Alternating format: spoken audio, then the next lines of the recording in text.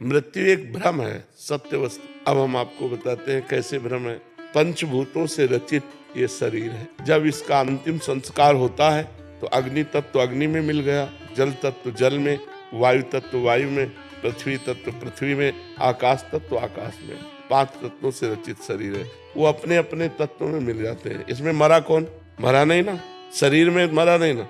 और आत्मा अविनाशी चैतन्य घन है, उसको कोई मार सकता नहीं। नैनम छिन्दन्ति शस्त्राणि नैनम दहति पावकः न चैनम क्लेदयन्त्यापो न शोष्यति मारुतः। अग्नेयास्त्र, वारुणास्त्र, वायवास्त्र, इनके द्वारा आत्मा का कहीं बाल बाका नहीं हो सकता। आत्मा अच्छेद्य है, अक्लेद्य है, अशोष्य है, अदाय है।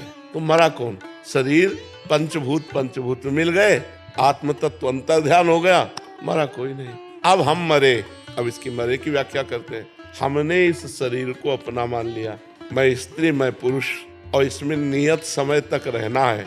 50 वर्ष, 70 वर्ष, 80 वर्ष, 100 वर्ष, इसके बाद हट जाना है इस शरीर से। इस शरीर से हट जाना मरण कहा जाता है, और दूसरे शरीर को प्राप्त करना जन्म कहा जाता है। लेकिन जन्म मरण का अस्तित्व नहीं है, भ्रम है। न मृत्यु है न जन्म है। और जब आप जन्म स्वीकार करते हैं तो मृत्यु भी स्वीकार करनी पड़ेगी। और जब न जन्म है न मृत्यु है, एक भ्रम चल रहा है, इसी भ्रम को मिटा दो। जासु कृपा सब भ्रम मिटाई, गिरजा सोई कृपालु रघुराई। भगवान के चरणों का आश्रय लेकर भजन के बल से भ्रम मिटा दो, तो जो मैं तत्व है उसमें कभी किसी की दाल नहीं गल सकती, न काल की, न मृत्यु की, न अस्त्र की, न शस्त्र की।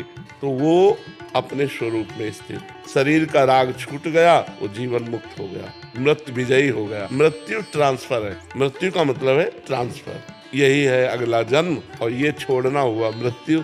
मृत्यु और जन्म एक भ्रम है, अज्ञान जनित है। जब तक ये नष्ट नहीं होगा अज्ञान, तब तक ये क्रम परंपरा चलती रहेगी। जैसे स्वप्न में एक आदमी समुद्र में डूब रहा है, अब उसके बचाने का उपाय क्या है? वो जोर से चिल्ला पड़ा, मैं डूब रहा हूँ, बचाओ। अब जितने जागने वाले हैं, अब क्या उपाय कर सकते हैं? समुद्र के आसपास वो अपने को देख रहा है कि मैं समुद्र में डूब रहा हूँ, हल्ला मचा रहा है कि आसपास लोग हैं, मुझे बचा लें। और वो आवाज जोर से निकल पड़ी उसकी स्वप्न में, मैं पानी में डूब रहा हूँ, समुद्र में, मुझे बचाओ। अब हम तैराक लावें या नाविक लावें, ये क्या करें? तो एक केवल उपाय है, जगा दो। जगा दो। तो एक बूंद पानी नहीं था, जहां डूब के मर रहा था एक बूंद पानी नहीं था, केवल स्वप्न था।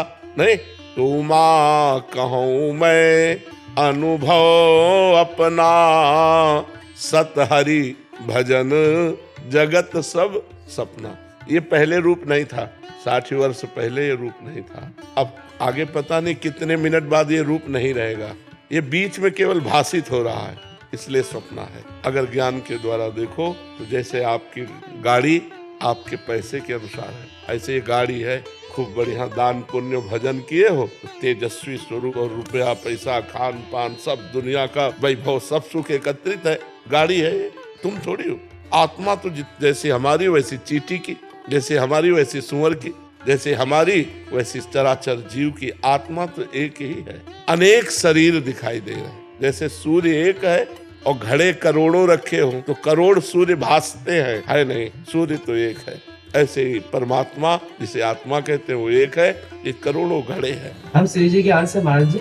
हाँ बच्चा, या जैसे कि हम श्री जी के अंश है, तो हम क्या श्री जी? अभी तुम शरीर धरा से बोल रहे हो, इसलिए समझ नहीं पाओगे कि तुम बात जो कर रहे हो वो सुनी हुई बात कर रहे हो, और शरीर धरा से बात कर रहे हो। अभी बात कर रहे हो ना शरीर धरा से। अभी तुम भगवत अंश में स्थित थोड़ी होके बात कर रहे हो। पहले भजन करो, भगवत अंश का अनुभव करो कि मैं हूँ, तब आगे की बात समझ में आ जाएगी। नहीं तो चाहे जितना ज्ञान बघारो, सुन के यहाँ से निकल जाएगा, कुछ पल्ले नहीं पड़ेगा। नाम जप करो खूब, माता पिता के चरण छुओ, बड़े बुजुर्गों की सेवा करो, खूब पढ़ाई करो, अच्छे से धन कमा करके परिवार की सेवा करो, बुद्धि शुद्ध हो जाएगी, आगे की बात समझ में आ जाएगी। बाप पंडित होता है तो बेटा भी पंडित ही होता है। तो ईश्वर अंश जीव अविनाशी, चेता नमल सहज सुख राशि। पर अपने को भूल चुके हो बच्चा। जब तक जानोगे नहीं, और वो जानना बिना साधना के नहीं हो सकता। ये कोई बातों से थोड़ी जाना जा सकता है, उसके लिए साधना करनी पड़ेगी। उसके जब करो, माता पिता की आराधना करो, बड़े बुजुर्गों की आराधना करो, सबका आशीर्वाद मिले, बुद्धि पवित्र हो, तब पवित्र बुद्धि में भगवत ज्ञान जागृत होता है।